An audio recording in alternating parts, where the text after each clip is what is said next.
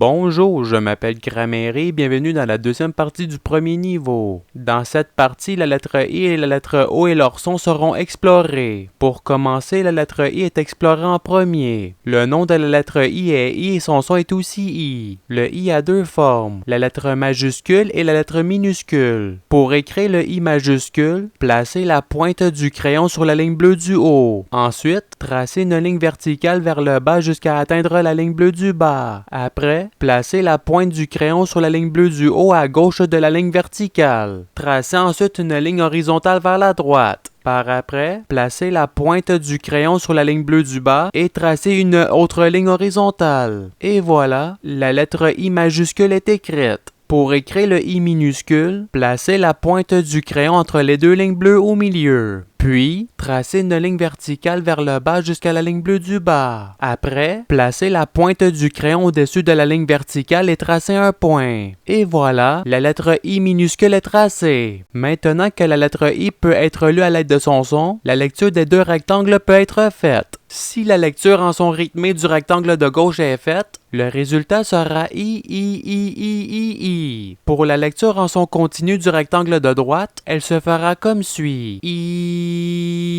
Le son I a un ton plus aigu que les autres lettres si la portée musicale est explorée. Le son se retrouve entre les deux lignes du haut. La lettre I a une nuance de lettre qui est la lettre Y et une nuance de son qui est I accent circonflexe. La lettre Y a comme nom Y. Pour avoir son son, il faut enlever le mot grec puisqu'il n'est pas prononcé à la lecture de cette lettre. Cette lettre se retrouve sous la forme d'une lettre majuscule ou d'une lettre minuscule. Pour écrire le Y majuscule, placez la pointe du crayon sur la ligne bleue du haut. Après, tracez une ligne diagonale vers le bas à droite jusqu'au milieu entre les deux lignes. Ensuite, placez la pointe du crayon sur la ligne bleue du haut à droite de la ligne diagonale tracée. Puis, tracez une ligne diagonale vers le bas à gauche jusqu'au milieu entre les deux lignes. Par la suite, tracez une ligne verticale vers le bas. Et voilà, la lettre Y majuscule est écrite. Pour écrire le Y minuscule, placez la pointe du crayon entre les deux lignes bleues au milieu. Ensuite, tracez une ligne diagonale vers le bas à droite jusqu'à la ligne bleue du bas. Puis, placez la pointe du crayon à droite du bout du haut de la ligne diagonale et tracez une ligne diagonale vers le bas à gauche. Rendu à la ligne bleue du bas, continuez de tracer la ligne un peu. Et voilà, la lettre Y minuscule est tracée. Le son de la lettre Y a le même ton que le son de la lettre I. Quand il est lu comme dans le rectangle de gauche, il sera prononcé comme suit. I.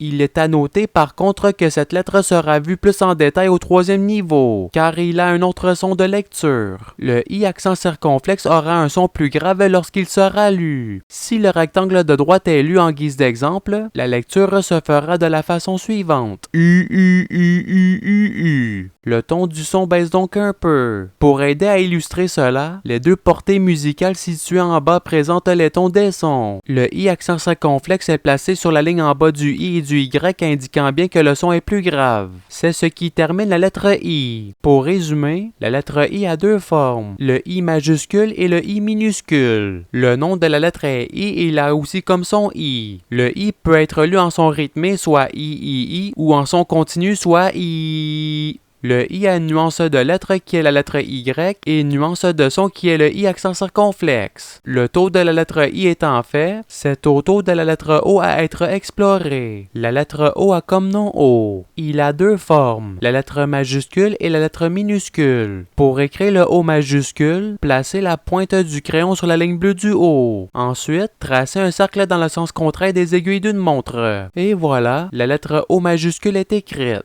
Pour écrire le O minuscule, placez la pointe du crayon entre les deux lignes bleues au milieu. Après, tracez un cercle dans le sens contraire des aiguilles d'une montre. Et voilà, la lettre O minuscule est écrite. En connaissant le nom de la lettre O, ces lettres peuvent être lues à présent. En lisant les lettres du rectangle de gauche par exemple, la prononciation se fera en suivant un rythme du genre O. Le son O peut aussi être lu en étirant le son. Pour pouvoir étirer le son, il faut qu'il y ait une chaîne de lettres identiques comme dans le rectangle de droite. Ainsi, quand cette chaîne sera lue, le son prononcé sera O. Il est à remarquer que le son O est celui qui a le ton le plus grave des 6 lettres qui ont été vues jusqu'à maintenant. Mais, si le O a un accent circonflexe dessus, son son deviendra plus grave. En plus de cette nuance de son, le son O a aussi 2 nuances de lettres. Comme il a été mentionné, le son de lecture de la lettre O accent circonflexe a un ton plus grave que le O sans accent. Si la lecture du rectangle de droite est faite, la lecture se fera comme suit. O, O, O, O, O. En regardant la portée musicale située en dessous, les O accents circonflexes sont situés une ligne en dessous des O normaux. Cela illustre bien la différence de ton que les deux ont. Pour les nuances de lettres, le son O est prononcé à la lecture lorsque la lettre A est suivie de la lettre U. Si le rectangle de gauche est lu en guise d'exemple, la lecture se fera de cette façon. O, O, O. Le son O peut être utilisé pour lire la chaîne de lettres E, A, U comme montré dans le rectangle de droite. Si la ligne du rectangle est lue, le résultat sera O, O. Et c'est ce qui fait le taux de la lettre O. En résumé, la lettre O a 2 formes, la lettre majuscule et la lettre minuscule. Le nom de la lettre est O et son son est aussi O. Le son O peut être prononcé en suivant un rythme comme O, O, O ou bien en continu comme O.